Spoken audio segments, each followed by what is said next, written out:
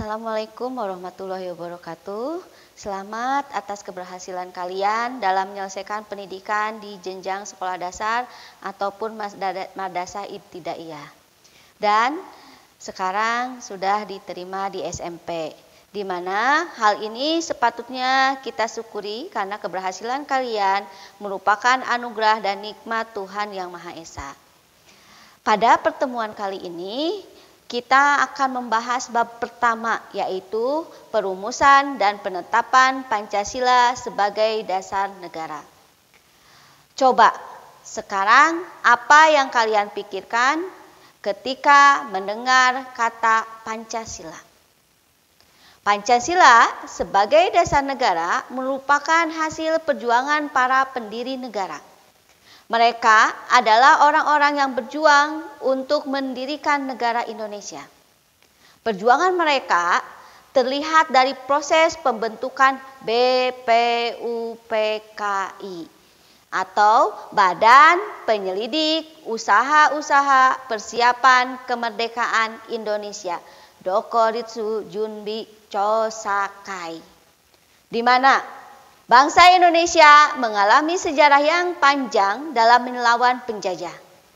Kita pernah mengalami penderitaan ketika dijajah oleh beberapa negara seperti Spanyol, Portugis, Inggris, bahkan Belanda dan negara Asia pun Jepang.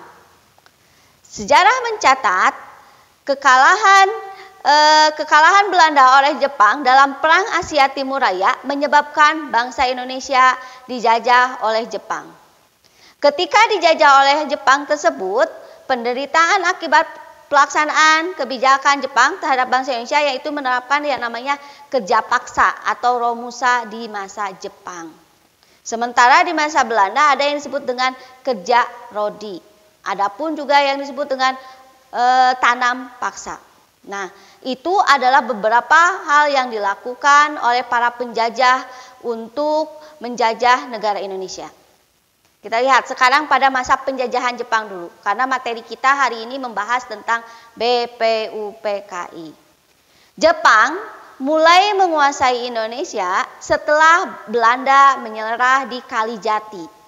Kalijati itu di mana? Yaitu di daerah Subang, Jawa Barat pada tanggal 8 Maret 1942. Kedatangan Jepang di Kalijati Subang awal mulanya diterima baik oleh bangsa Indonesia, di mana Jepang berusaha menarik simpati bangsa Indonesia dengan semboyan yang kita kenal dengan 3A.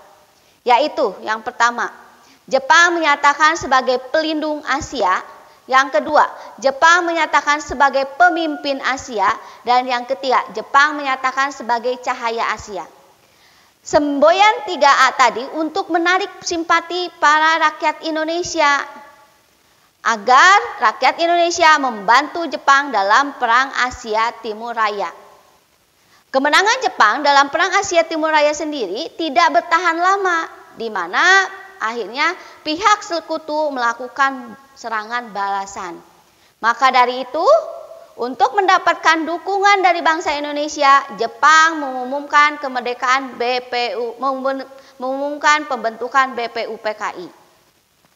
Janji Jepang membentuk BPUPKI tadi direalisasikan pada tanggal 29 April 1945. Bersamaan dengan hari ulang tahun Kaisar Hirohito. Dengan jumlah anggota yaitu 62 orang yang terdiri atas tokoh-tokoh bangsa Indonesia dan 7 orang perwakilan dari Jepang. Yang diketuai oleh KLT Rajiman Widyo Diningrat. Dengan 2 orang wakil ketua yaitu yang pertama Ishi Bangase Yoshio dan yang kedua adalah Raden Panji Suroso. Di mana dalam proses pembentukannya BPUPKI berhasil mengadakan 2 kali sidang, yaitu sidang pertama tanggal 29 Mei sampai 1 Juni 1945 yang membahas tentang dasar negara. Yang akhirnya nanti akan kita lihat dari dasar negara itu menjadi Pancasila, rumusan-rumusan Pancasila. Dan sidang yang kedua tanggal 10 sampai 17 Juli 1945 yang membahas tentang rancangan Undang-Undang Dasar. Nah, begitulah proses perumusan Pancasila melalui BPUPKI. Perumusan Pancasila yang ditetapkan oleh BPUPKI masih berupa rancangan saja.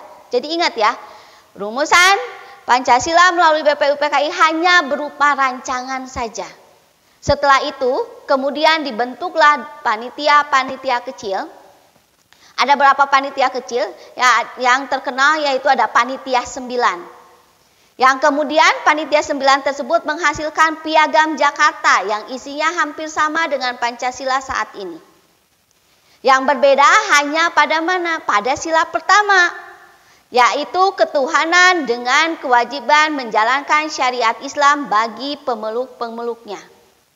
Isi sila pertama dalam Piagam Jakarta tersebut diganti menjadi ketuhanan yang Maha Esa. Kenapa harus diganti?